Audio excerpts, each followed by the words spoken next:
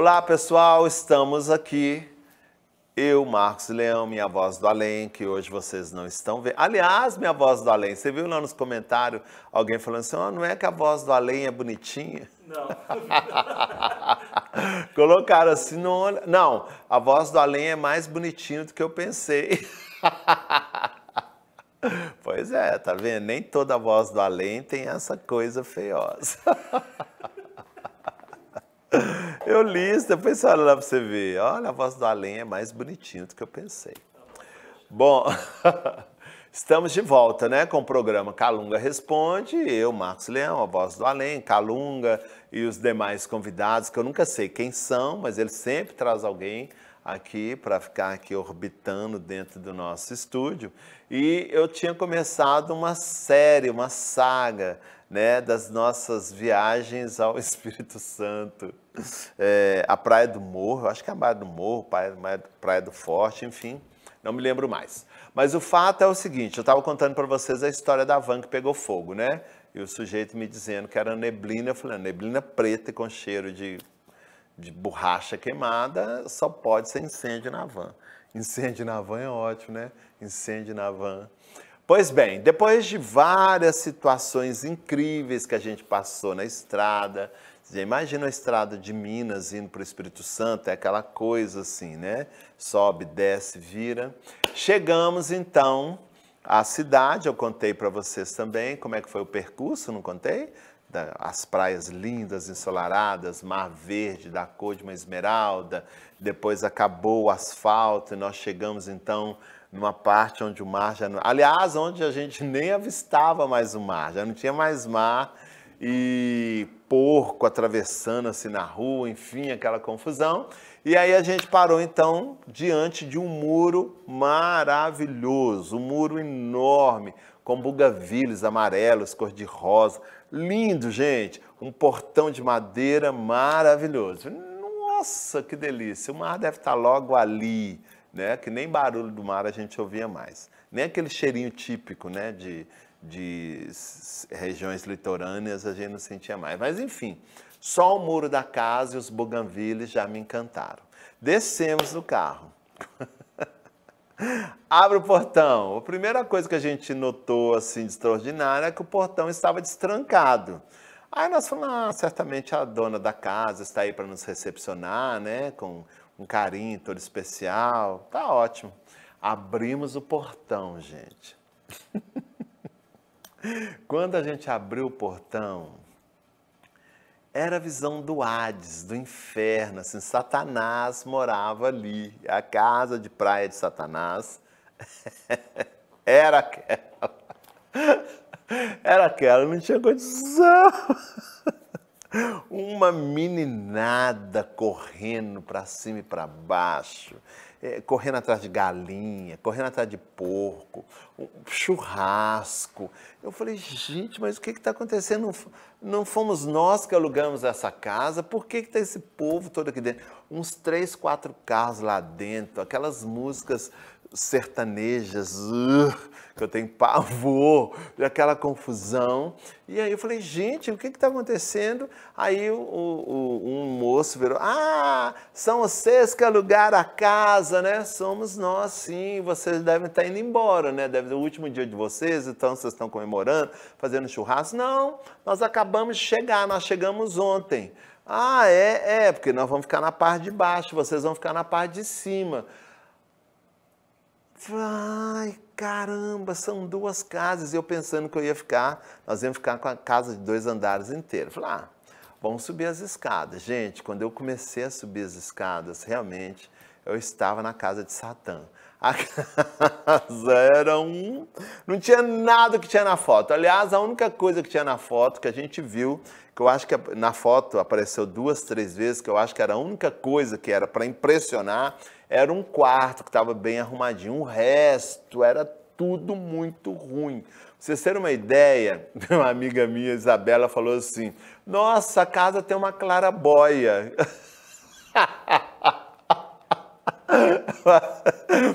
Isabela, sinto dizer, não é claraboia não, filha, que tá faltando telha. Tá faltando telha. Aí eu já desci, já entrei para dentro da van, Falei, ó, ninguém me tira daqui. Eu não vou ficar nesse inferno. E aí a minha outra amiga chegou para mim e disse, gente, vocês viram que interessante? Eu adoro essas coisas compartilhadas. Eu falei assim, o que é compartilhado? O banheiro é um banheiro para as duas casas. Eu falei, então, eu odeio coisas compartilhadas. Não saio daqui de dentro, eu não vou ficar nessa casa. Vocês dão um jeito. Aí eu tenho uma outra amiga, que eu não vou dizer o nome, que ela é bem assim, ela é parente de pessoas poderosas, sabe? Aí ligamos para a dona da casa. Aí a dona da casa atendeu, aí ela falou, a senhora tem 10 minutos para chegar aqui com o nosso dinheiro, porque nós não vamos ficar nessa casa. Aí a dona certamente falou que não ia devolver, que não sei o quê. Aí essa minha amiga super poderosa falou assim, olha, se a senhora não trouxer o dinheiro aqui na íntegra, eu vou chamar fulano que tem o sobrenome Ciclano e a senhora vai resolver com ele. Gente, parece que a mulher... Já viram Star Trek que tem aquele...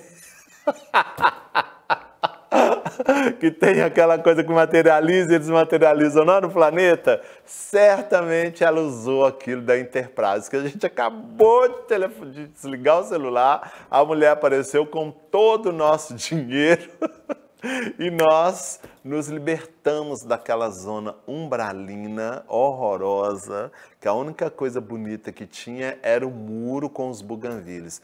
Fechamos aquela porta de madeira definitivamente. Mas aí começou uma outra história que eu vou contar depois para vocês, que é o sem terra,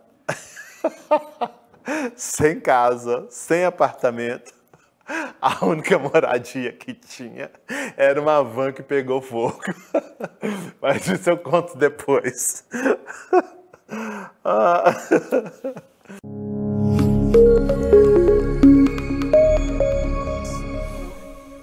Que Jesus nos abençoe. Graças a Deus. Graças a Deus. Eu fico pensando, eu já disse isso para vocês, onde eu estava com a cabeça quando eu me propus a me vincular a esse tipo de médium que hoje me serve. O Marcos é uma das pessoas mais, como ele diz, né, uma figura. Às vezes eu conto para outros amigos meus que vocês ainda não tiveram oportunidade de conhecer, em visitas que eu faço em outras cidades, porque eu vou dizer uma coisa para vocês. Do mesmo jeito que vocês encontram amigos que vocês não veem há algum tempo e começam a conversar amenidades, né? Como é que estão, como é que está o trabalho, coisas desse tipo. Nós, os espíritos, também temos conversas bem semelhantes. E uma das coisas que fazem parte dos nossos bate-papos é: quem é que você está tutelando dessa vez? Qual é o médium que você está trabalhando? O que vocês estão fazendo? É sim, é verdade, a gente tem esse tipo de conversa também. Quando são conversas mais triviais, né? Encontros de espíritos amigos, por assim dizer. E quando eu digo o que eu estou fazendo e com quem eu estou fazendo, não são todos, mas uma grande parte, primeiro olha para mim com uma cara assim de desdém, dizendo: você está mentindo, isso não pode ser verdade. E eu falo, é verdade, e às vezes eu tenho feito de uma maneira até a não levar assim o título de mentiroso, né? Como vocês têm os seus aparelhos aí celulares, que vocês fazem pequenos vídeos, às vezes também eu peço para fazer uns vídeos enquanto eu estou trabalhando, mas principalmente filmando onde eu estou e o médium que está me recebendo. Porque quando se torna muito enfática a negação e se torna mais enfática ainda a alcunha de que eu sou uma pessoa mentirosa, eu logo... entendeu? Mostro o aparelho, falo, aqui está.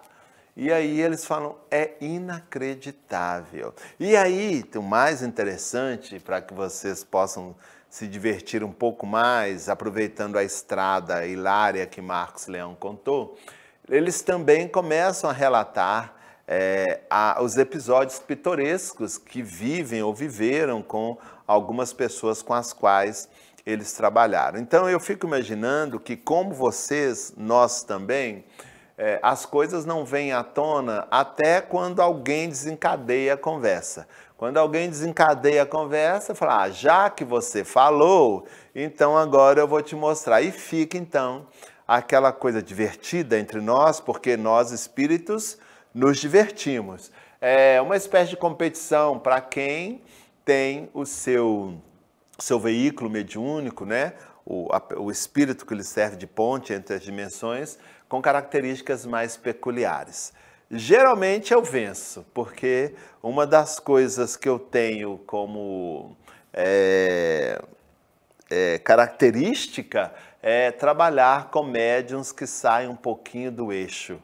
Vide esse que me serve aqui agora, que é Marcos Leão, onde um médium de brinco, esse cabelo espetado e esses trejeitos que ele utiliza. E o mais interessante disso tudo é que quando eu quero me expressar do jeito que eu quero ou preciso, ele vem e diz, não vamos fazer assim não, vamos fazer diferente, deixa eu falar do meu jeito. E eu, inocentemente, achando que da próxima vez ele vai me deixar expressar da maneira com que eu gostaria, né? Permito, mas sempre lá na frente ele dá um jeitinho. Agora, nesse momento, eu estou um pouquinho mais solto, porque eu acredito que ele também está um pouquinho mais relaxado, mas eu vou parando por aqui, porque daqui a pouco ele começa a buzinar nos meus ouvidos perispirituais, que eu estou falando demais e a gente tem que passar para outra parte do programa. Que Jesus nos abençoe, graças a Deus. Graças a Deus, Calunga. Hoje vamos fazer a pergunta da Bruna Arcoverde. O Vale dos Suicidas já foi reurbanizado? Como que está essa área hoje em dia? Graças a Deus. Não só o Vale dos Suicidas, né? Nome horrível, por sinal, né? Mas não só esse espaço geográfico da dimensão astral, mas muitas outras regiões, porque muitas delas já não atendem às necessidades de socorro e de auxílio dos espíritos que lá se movimentam. Tem uma coisa que já dissemos isso em outros momentos, e o que eu vou dizer aqui também não é novidade nem para você que fez a pergunta e para muitos de vocês que nos ouvem, é que o mundo espiritual, ele também está inserido na lei de progresso. Aliás, se vocês progridem aí na dimensão física, é em função do progresso do mundo espiritual, porque o mundo espiritual os antecede em cronologia de anos, há bastante tempo. É claro que existem regiões num astral muito abaixo da dimensão onde habitualmente eu estou acostumada a me movimentar em atividades socorristas, mas existem dimensões grotescas em que o nível de comportamento daquela coletividade que lá habita ainda está um tanto quanto atrasada. Mas mesmo assim, em correlação à dimensão física, bastante adiantada. Então, tudo está inserido no ir para frente, no caminhar adiante, no transformar para melhorar. Seria totalmente inaceitável voltar os olhares para essa dimensão que vocês vivem, onde tudo se transforma e tudo é perene, encontrando modificações expressivas, inclusive, e quando nós voltássemos o olhar para a dimensão etérica, espiritual, tudo permanecesse como se estivesse vivendo o século XIX, XVIII, enfim, tudo se movimenta. E é interessante vocês entenderem também que as questões espirituais que estão no nível de vocês e para baixo, elas se movimentam, elas se transformam, porque vocês se modificam. Todas as concepções de vida no nível mediano para baixo, que existem na parte etérica da vida, na outra dimensão, na parte espiritual, é fruto do que está guardado no interior de vocês. O externo é reflexo do interior de vocês. Então, quando o externo de um mundo espiritual no nível de vocês para baixo, porque as outras concepções ainda vocês não têm a possibilidade de alcançar de uma forma permanente. Existem hiatos, né? Picos em que, por um processo de elevação momentânea das questões morais, comportamentais, se vislumbra, não é? Abre-se e fecha quase que instantaneamente outras cercanias espirituais superiores. Se fosse alguma coisa com uma amplitude maior, certamente vocês não teriam condições de suportar e entrariam num estado, uma espécie de êxtase, que é aquele estado de impacto permanente.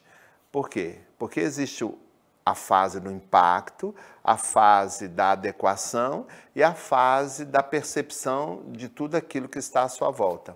Mas quando as coisas extrapolam, vocês entram num estado de êxtase e permanecem, porque a mente de vocês, o cérebro de vocês, ainda não tem condições de absorver as experiências visuais, sensoriais, emocionais que esses ambientes sublimes apresentam e fazem parte da constituição de interiores de espíritos sublimes que externam aquilo e formatam aquilo nas suas belezas e nas suas cores.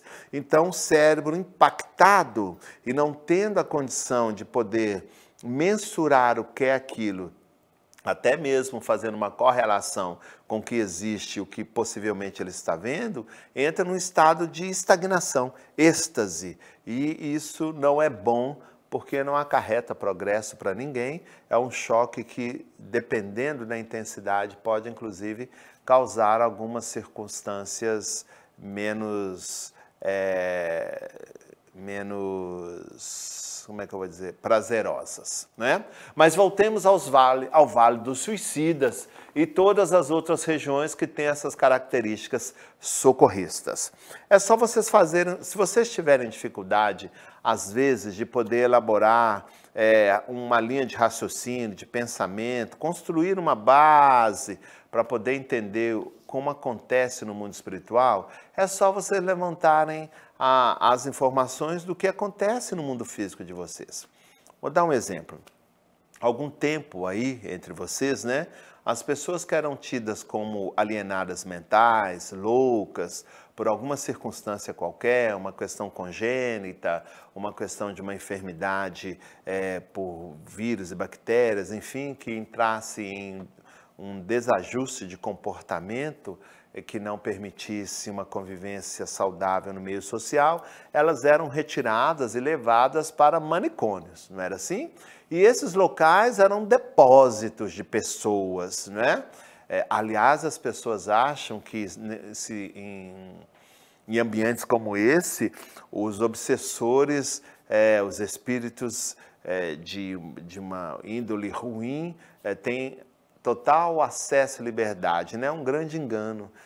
São nessas instituições onde o maior número de espíritos benevolentes se encontram, porque ali eles têm a oportunidade de serem úteis, né? Trabalhar em favor daqueles que estão sofrendo em dificuldade, que apresentam uma alienação, às vezes, somente do seu ponto de vista carnal, mas do seu ponto de vista de psiquismo, tem uma certa lucidez, e essa certa lucidez permite a assistência dos espíritos e até mesmo a percepção de algum deles que pode ser, inclusive, sido a causa de levá-los a uma instituição como essa. Pois bem, até um tempo atrás era um depósito de pessoas, né, sem o menor subsídio, sendo tratadas sem a menor consideração, elementos de experimentos cruéis por parte de médicos inescrupulosos, não é? Hoje, eu tenho certeza que, e sei disso, muitos desses estabelecimentos, hospitais psiquiátricos, já têm não só toda uma estrutura de organização diferente, mas também todo um grupo de profissionais na área de saúde especializados a dar uma melhor qualidade de vida àquelas pessoas que vivem essa alienação, mesmo que essa alienação seja irreversível, não é? Cuida-se bem, alimenta-se bem, medicamentos apropriados, terapias convenientes, enfim.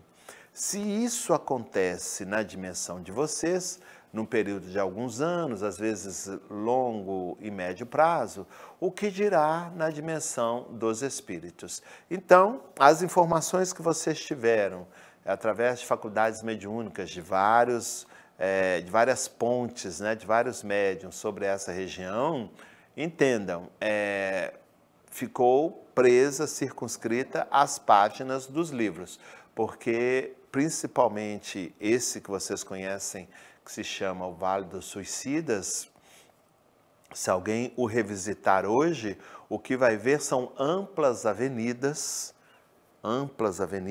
arborizadas, com praças, com hospitais especializados, com pontos de apoio para comitivas que advêm de outras cidades e colônias, inspecionar, estudar. É uma receptividade e um redirecionamento mais apropriado a todas as pessoas que adentram esse espaço espiritual pelas portas dos suicídios.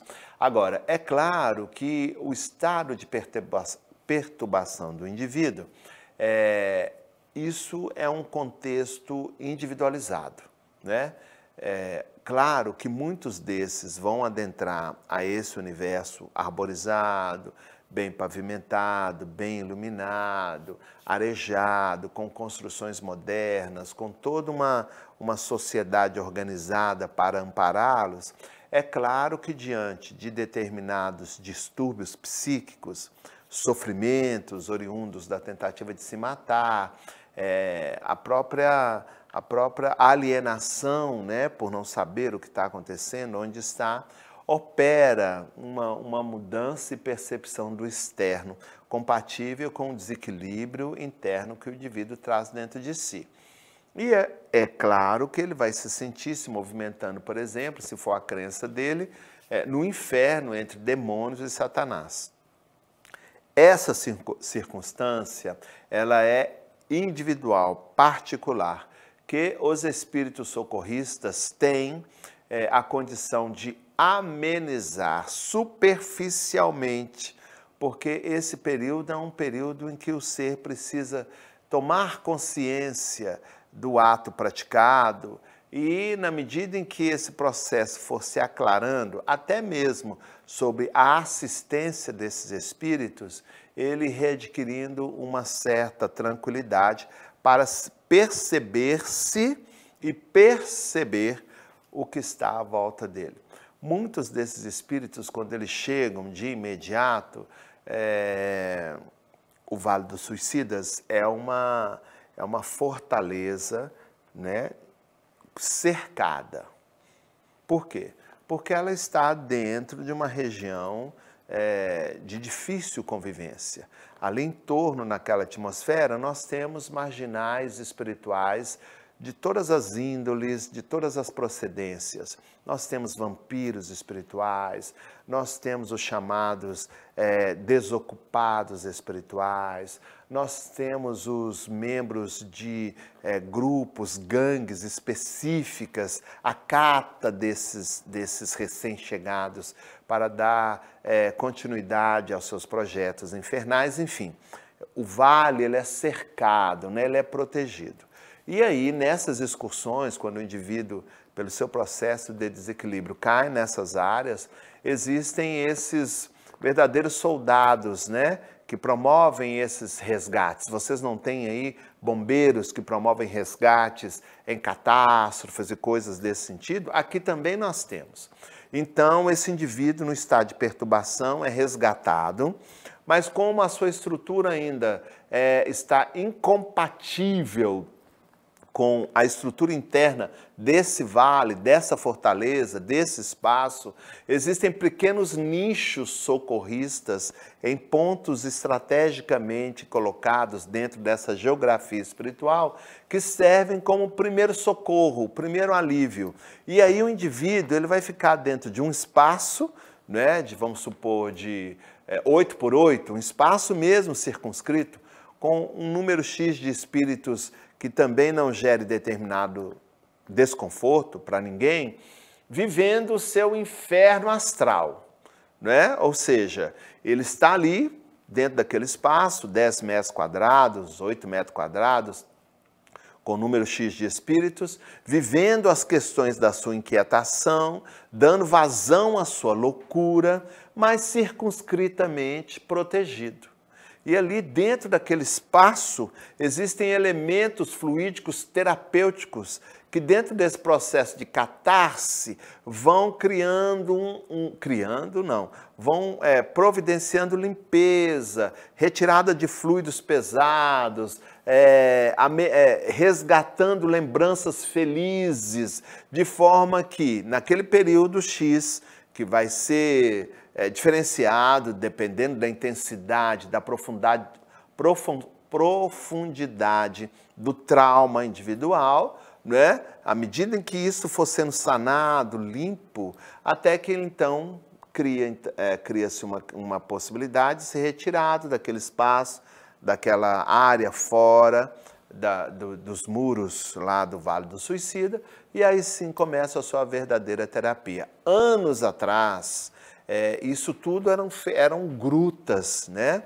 Que faziam parte da geografia do mundo espiritual, criadas por essas mentes adoençadas, enlouquecidas pelo fenômeno da morte, sentindo-se abandonados, né? Vivendo no inferno, e nutridas, mantidas por inteligências criminosas que achavam interessante que aquilo acontecesse, porque no momento em que eles chegassem na porta de uma gruta e dissessem para eles aqui, nós viemos tirar vocês desse inferno, essas pessoas enlouquecidas não pensavam duas vezes. E daí eles caíam de uma situação infeliz para uma outra bem pior, porque seriam vampirizados, escravizados, usados em processos obsessivos, transformados em função desse circuito fechado mental em ovoides, né? E aí utilizados em processos inenarráveis aqui no momento de infelicitação do próximo. Mas hoje isso não acontece. E se acontece, é num volume bem pequeno em função da demanda que todos esses espíritos têm para realizar. Só lembrando que essa cidade está sob a responsabilidade dos servos de Maria, né, que são os espíritos, os samaritanos, sobre a tutela de Maria de Nazaré, a que simbolizou aqui a mãe de Jesus, né? Aqui eu digo na dimensão de vocês, e ela então, com esse ato de afeto, de carinho materno, ela é aquela que gesta, juntamente com outros espíritos, todo esse espaço. Se um dia você que pergunta tiver a oportunidade de visitar através do desdobramento, não estranhe que ao adentrar os muros da cidade do Vale dos Suicidas, você, ao invés de encontrar sujeira, imundícia, obscuridade, você vai encontrar, como eu disse, avenidas largas, arejadas, arborizadas, prédios muito bem construídos com a sua estrutura moderna, toda uma ampla assistência na área psicológica, na área espiritual, na área energética, oficinas, né? Espaços de oficina pedagógica, centros de reencarnação imediata, enfim, todo um complexo direcionado a ajudar as pessoas que adentram o mundo espiritual pelas portas do suicídio. E ao redor, núcleos de auxílio espalhados dentro da geografia inóspita do umbral, né? Ou do mundo astral, como vocês conhecem ainda através dos seus estudos. Graças a Deus, que Jesus nos abençoe, graças a Deus.